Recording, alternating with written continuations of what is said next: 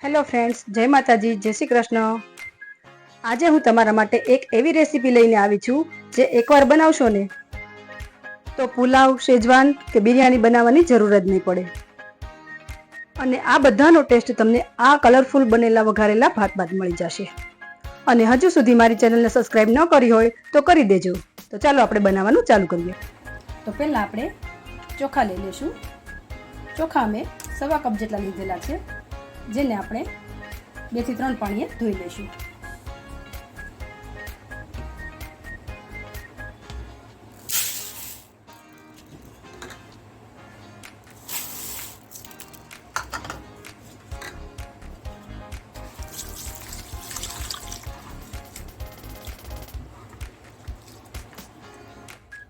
તો આપણે ચોખાને સરસ એવા ધોઈને રેડી કરી લીધા છે। હવે આપણે તેને કુકરમાં બાફી લઈશું।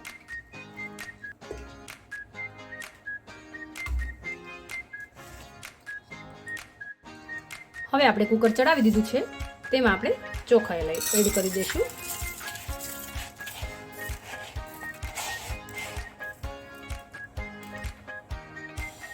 હવે તેમાં ચોખા ડૂબે એટલું પાણી એડ કરી દઈશું।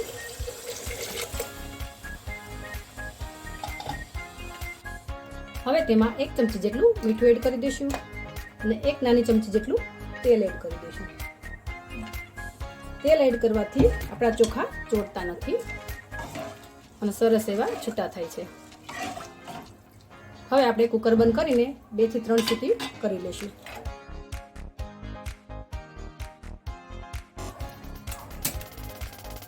હવે આપણે આપણા શાકભાજી કટિંગ કરી લઈશું। તો આપણે આ રીતે બધા શાકભાજી રેડી કરી લીધા છે। હવે આપણે તેને કટ કરી લઈશું। તમે તમારા હિસાબથી શાકભાજી કોઈ પણ વધારે કે ઓછા કરી શકો છો।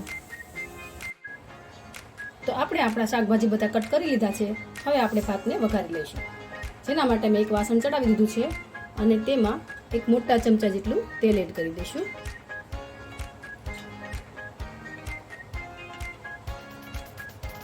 હવે તેલ ગરમ થઈ ગયું છે, તો આપણે તેમાં 1 નાની ચમચી જેટલી રાઈ એડ કરીશું। રાઈ આપણે વધારે નથી એડ કરવાની। ત્યાર પછી 1 નાની ચમચી જેટલું જીરું એડ કરી દઈશું। ત્યારબાદ આપણે 2 નંગ મરી, 1 લવિંગ અને 1 નાનો તજનો ટુકડો લીધેલો છે તે એડ કરી દઈશું। આપણે વધારે ગરમ મસાલા પણ એડ નથી કરવાના। સાથે 1 તમાલપત્ર એડ કરી દઈશું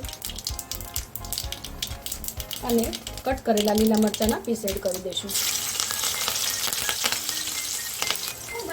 હવે તેમાં ડુંગળી એડ કરી દઈશું।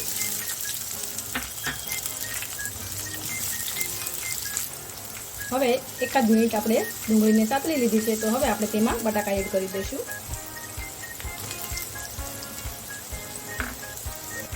ત્યાર પછી કટ કરેલી કોબીજ એડ કરી દઈશું।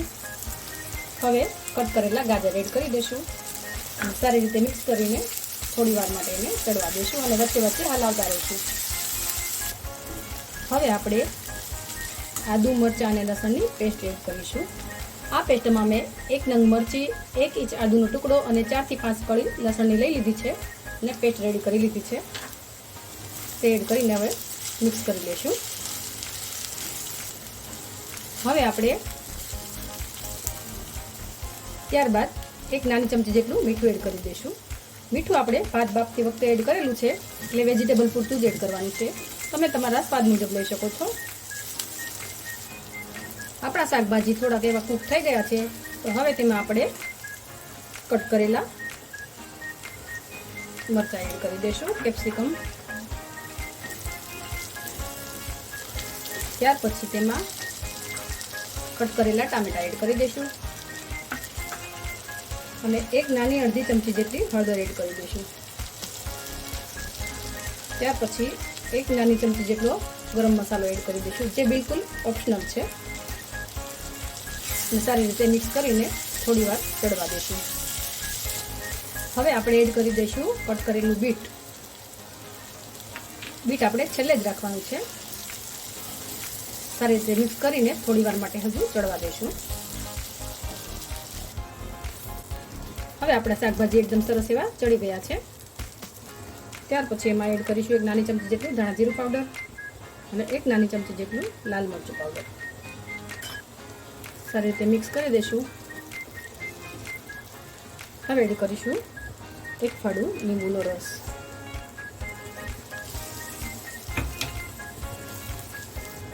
સારી રીતે મિક્સ કરીને 1 મિનિટ માટે રહેવા દઈશું. હવે આપણે 1 મિનિટ થઈ ગઈ છે તો તેમાં આપણે બાફેલા ભાત એડ કરી દઈશું.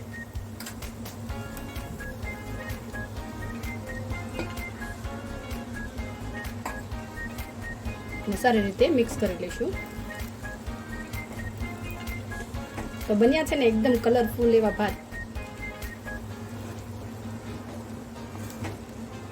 તમે પણ આ રીતે એકવાર જરૂરથી ટ્રાય કરજો અને મને કમેન્ટ બોક્સમાં કમેન્ટ કરજો કે તમને આ રેસીપી કેવી લાગી. તો આપણા ભાત બનીને રેડી થઈ ગયા છે. તો હવે આપણે એમાં થોડા લીલા ધાણા એડ કરી દઈશું અને ગેસની ફ્લેમ બંધ કરીને ભાતને નીચે ઉતારી દઈશું.